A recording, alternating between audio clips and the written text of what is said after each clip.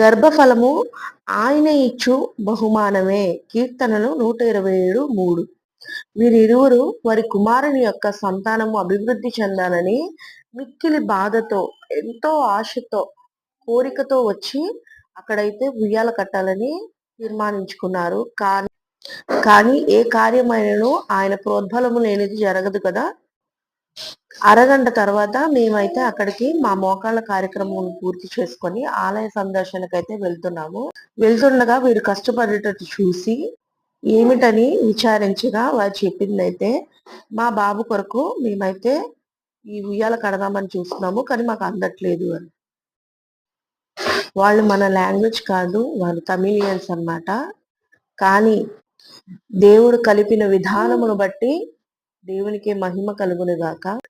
అతని కుమారుని కోసం ఆ తండ్రి పడ్డ కష్టమును మీరు చూశారు కదా. భర్తకు భార్య, భార్యకు భర్త తోడుంటే ఏదైనా సాధించవచ్చని వీరిని చూసి నేర్చుకోవచ్చు. తర్వాత ప్రార్థన చేసి వారికైతే వీడ్కోలు తెలియజేశాం.